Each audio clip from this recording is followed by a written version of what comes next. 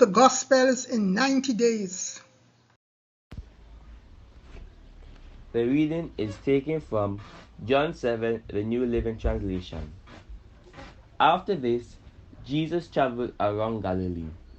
He wanted to stay out of Judea, where the Jewish leaders were plotting his death.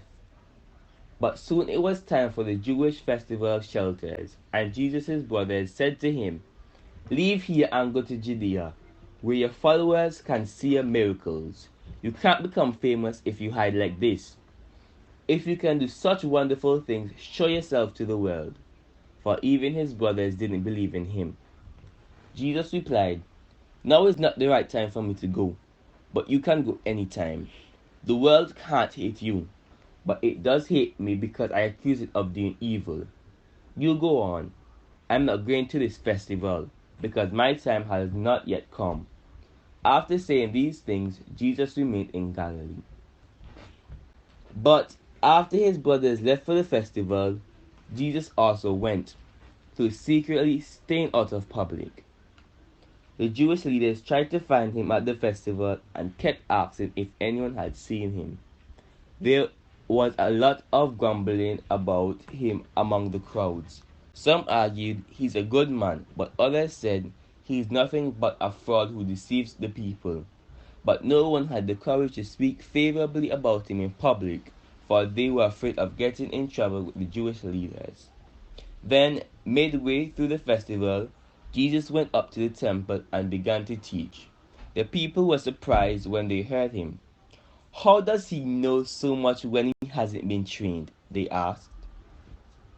So Jesus told them, "My message is not my own. It comes from God who sent me. Anyone who wants to do the will of God will know whether my teaching is from God or is merely my own. Those who speak for themselves want glory only for themselves. But a person who seeks to honor the one who sent him speaks truth, not lies. Moses gave you the law, but none of you obeys it. In fact, you are trying to kill me." The crowd replied, "You're a demon-possessed. Who's trying to kill you?" Jesus replied, "I did one miracle on the Sabbath, and you were amazed. But you work on the Sabbath too, when you obey Moses' law of circumcision." Actually, the tradition of circumcision began with the patriarchs, long before the law of Moses. For if the correct time for circumcising your son falls on the Sabbath, you go ahead and do it, so as not to break the law of Moses. So why should you be angry with me for healing a man on the Sabbath? Look beneath the surface so you can judge correctly. Is Jesus the Messiah? Some of the people who lived in Jerusalem started to ask each other, "Isn't this the man they are trying to kill?" But here he is, speaking in public, and they say nothing to him. Could our leaders possibly believe that he is the Messiah? But how could he be? For we know where this man comes from. When the Messiah comes, he will simply appear. No one will know where he comes from. While Jesus was teaching in the temple, he called out, "Yes, you know me, and you know where I come from. But I'm not here on my own. The one who sent me is true, and you don't know him. But I know him because I come from him, and he sent me to you." The leaders tried to arrest him, but no one laid a hand on him, because his time had not yet come. Many among the crowds at the temple believed in him.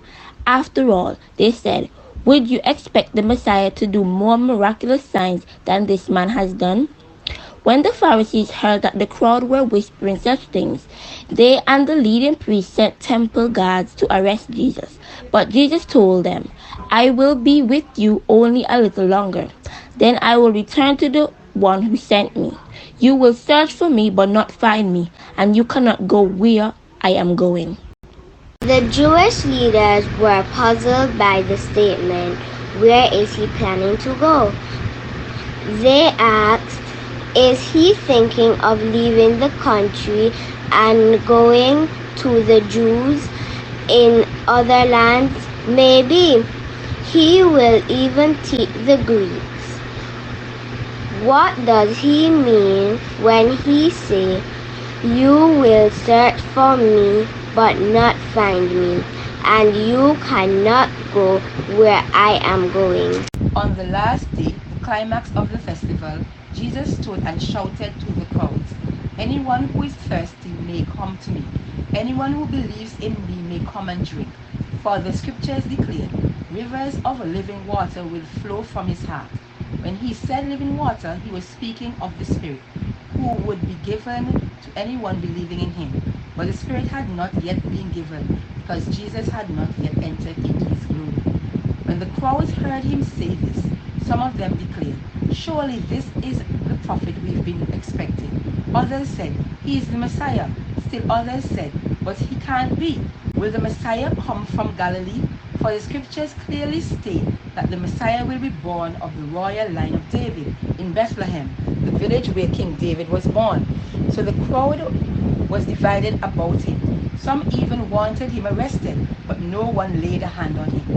When the temple guards returned without having arrested Jesus, the leading priests and Pharisees demanded, "Why didn't you bring him in?"